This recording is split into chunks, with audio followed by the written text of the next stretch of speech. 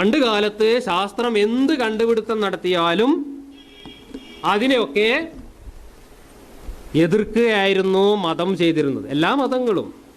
ഇസ്ലാം മതത്തിൻ്റെ ആൾക്കാർ പറയും ഞങ്ങളെ മതം ഒന്നും എതിർത്തില്ല. അത് ശരിയാ, കാരണം ഓരോ മതം ശാസ്ത്രം എന്താണെന്ന് അറിഞ്ഞിട്ടേ ഇല്ല. ശാസ്ത്രത്തിന്റെ വെളിച്ചാണ്ട് ചെന്നെങ്കിലല്ലേ എതിർക്കേണ്ട പ്രശ്നം വരുന്നുള്ളൂ. യൂറോപ്പിലെ ശാസ്ത്രത്തിന്റെ വെളിച്ചം വന്നു, യൂറോപ്പിലുണ്ടായിരുന്ന ക്രിസ്തു മതം അതിനെ എതിർത്തു.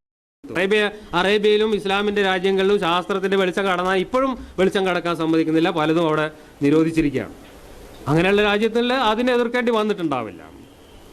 കേരള യുക്തിവാദി സംഘം സംസ്ഥാന വൈസ് പ്രസിഡന്റായിരുന്ന 2012 പിളർപ്പോടുകൂടി പുതിയതായി രൂപീകരിച്ച യുക്തിവാദി സംഘം പ്രസിഡന്റും യുക്തിയുഗം മാസികയുടെ സ്ഥാപകനും എഡിറ്ററുമായ EA ജബ്ബാറിൻ്റെ വാക്കുകളാണിത്.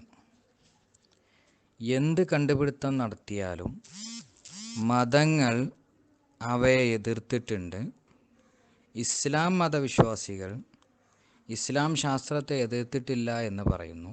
അതിൻ്റെ കാരണം ഇസ്ലാം ശാസ്ത്രം എന്താണെന്ന് പോലും അറിഞ്ഞിട്ടില്ലായിരുന്നു എന്നാണ് അദ്ദേഹം ഇവിടെ പറയുന്നത്.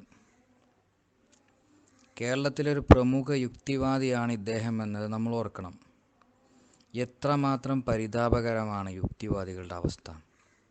ശാസ്ത്രത്തിൻ്റെ വക്താക്കളായിക്കൊണ്ട് സകല രംഗങ്ങളിലും പ്രത്യക്ഷപ്പെട്ട് മതം ശാസ്ത്രത്തെ പിന്നോട്ടടിച്ചു എന്ന് നാഴികക്ക് 40 വട്ടം പറയുന്ന ഈ യുക്തിവാദികൾ ശാസ്ത്ര ചരിത്രമൊന്ന് പഠിച്ചിരുന്നെങ്കിൽ ഇതുപോലൊരു അബദ്ധം പറയുമായിരുന്നു.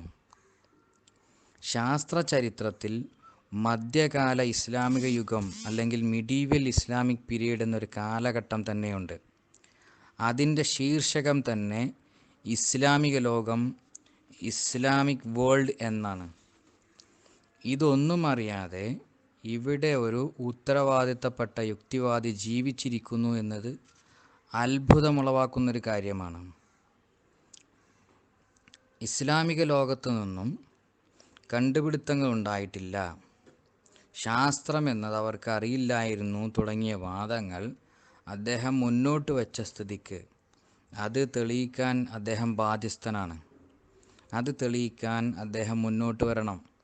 ശാസ്ത്ര ചരിത്രം നമുക്ക് പരിശോധിക്കാം. എന്നിട്ട് ഇസ്ലാമിക ലോകം ഏതവസ്ഥയിലായിരുന്നു എന്ന് വിശകലനം ചെയ്യാം. ഇതിന് അദ്ദേഹം തയ്യാറാകണമെന്ന് അഭ്യർത്ഥിക്കുന്നു.